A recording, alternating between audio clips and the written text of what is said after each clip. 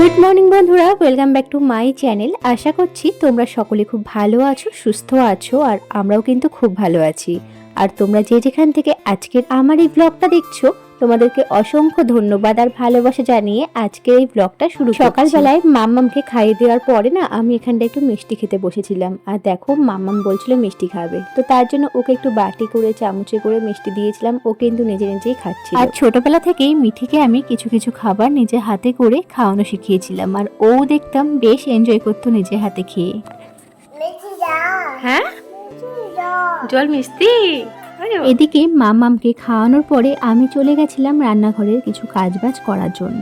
তো গ্যাসটাকে ভালো করে প্রথমে মুছে নিচ্ছি, আর তারপরে দেখো এখানটায় আলু কেটে নিয়েছি মামামের জন্য আলু ভাজা। মামাম যাতে নিজে হাতে তাড়াতাড়ি করে খেতে পারে, তো তার জন্য না আমি অনেকটাই চেষ্টা করি অন্যান্য খাবারগুলোও কিন্তু শুকনো জাতীয় কিছু খাবার মামামকে নিজে হাতে খেতে দিই। কিন্তু ভাতটা তেমন একটা আমি দিই না, কারণ খায় কম গায়ে মাখে বেশি, তবু মাঝে মধ্যে দিয়ে থাকি।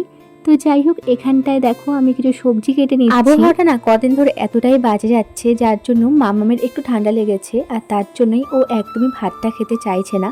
এখানটায় একটু আলু ভাজা করছিলাম। মাম্মাম যেহেতু আলু ভাজাটা খেতে পছন্দ করে, তবুও পরে দেখলাম আলু ভাজাটুকুও খেতে চাইছে। বেলার দিকে দেখলাম ভালোই আকাশে মেঘ করেছে, মনে হয় এক্ষুনি বৃষ্টি নামবে। তো তাড়াহুড়ো করে ঘরের কাজগুলো আর রান্না কিছুটা বাকি ছিল সেগুলো সেরে নিচ্ছিলাম, কারণ আমাদের এখানে না একটু বৃষ্টি পড়তে না পড়তেই কারেন্ট চলে যায়।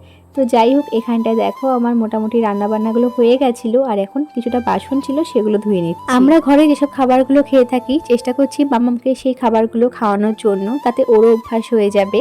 তবে কি বলতো, আমি কিন্তু মামামকে বেশি তেল মশলাযুক্ত খাবার খাওয়াই না। মাঝে মধ্যে যখন দেখি একদম তেল মশলা ছাড়া কোনো তরকারি হয়ে থাকে ঘরে, তো সেগুলো মামামকে মাঝে মধ্যে আমি খাই থাকি, তখন আর মামামের জন্য আলাদা করে কোনো খাবার বানাই না। আর এদিকে দেখো তোমাদের সঙ্গে কথা বলতে বলতে কিন্তু আমার বাসন মাজাগুলো একদম হয়ে গেছে। আর দেখো এখানটায় তো আমি মামামের জন্য আজকে বানাচ্ছিলাম লাউ ডাল, আর আলু ভাজা করছিলাম, মাছ ভাজাও রয়েছে। দুপুরবেলায় কিন্তু আজকে এগুলো দিয়ে মামামকে খাওয়াবো, যদিও বা মামাম তেমন একটা কিছুই খেতে চাইছে। মামাম যখন দেখি কারোর কাছে একটু রয়েছে, তখন যেন দৌড়ে এসে ঘরে টুকটাক কাজগুলো সবসময় সারার চেষ্টা করি। মামামকে সামলে না এখন তেমন একটা ঘর দুয়ার সবসময় মতো গুছিয়ে রাখতে পারি না, তবুও চেষ্টা করি যখন ও কারোর কাছে থাকে তাড়াহুড়ো করে নিজের ঘরটাকে একটু সুন্দর করে সাজিয়ে রাখার জন্য। এই যে তোমরা দেখতে পাচ্ছ রিং লাইটটা না একটু অন্যদিকে ছিল, এখন না এখানটায় আমি এনে রাখলাম। আর এখন বলতে পারো তেমন একটা কোনো কাজেই আমার রিং লাইটটা লাগে না, তবে মাম্মাম হওয়ার আগে কিন্তু অনেকটাই আমাকে এটা সাহায্য করেছিল নিজের মতো ভালো থাকার জন্য। তবে এখন মাম্মাম আসার পরে না ওকে নিয়েই যেন কখন সময় কেটে যায় কিছুই যেন বোঝা যায় না, তাই জন্য রিং লাইটটার কোনো প্রয়োজনই মাঝে মধ্যে আমার ছোট্ট কুঠিরটাকে কিন্তু সাজানো একদম হয়ে গেছে। ঘর দুয়ারটা কিন্তু তাড়াহুড়ো করে গুছিয়ে নিয়েছি, মাম্মাম যেহেতু এখন এই মুহূর্তে নেই। আর দেখো এখানটায় না আমি খাটটাও কিন্তু সুন্দর করে গুছিয়ে নিয়েছি, আর এখন কিন্তু ঘরটাকেও ঝাড়ু দিয়ে নিচ্ছি। মাম্মাম একটু পরেই চলে আসবে, ও আসার আগে কিন্তু আমি ঘরটা ভালো করে ঝাড়ু দিয়ে কিছু জামা কাপড় না কাচার ছিল, সেগুলো ভিজিয়ে রেখেছিলাম কতক্ষণ আগে, আর এখন কেচে নিয়েছি, ছাদেও নিয়ে এসেছি মেলার জন্য।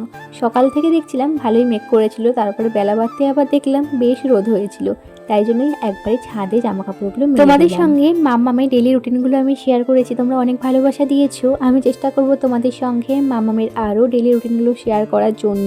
তবে সবসময় তো হয়ে পারে না, তবুও চেষ্টা করছি তোমাদের সঙ্গে একটু একটু ভিডিওগুলো শেয়ার করার জন্য। দেখো ছাদ থেকে চলে এসেছি, আমার মামামের জন্য কিন্তু একদম তরকারিগুলো করা হয়ে গেছিলো, তারপর ওকে খাইয়ে দিয়েছিলাম। আর এখন দেখো একটুখানি ও লেবু খেতে বসেছে।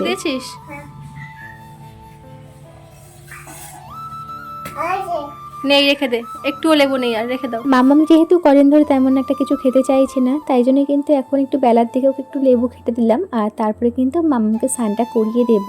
দেখো মামাম কিন্তু আমার স্নান করানো একদম হয়ে গেছে, ওকে এখন একটু ঘরে নিয়ে এসেছি, আর সে এখন একটু লাইট নিয়ে খেলা করছে। তোমাদের বাড়িতে যদি বেবি থাকে তোমরা জানিও তো যে ঠান্ডা লাগলে বেবিরাকে কিছুই খেতে চায় না, মামাম তো কিছুই খেতে চাইছে না, তবে ও কিন্তু দেখো দিব্যি খেলাধুলো সব কিছুই করছে।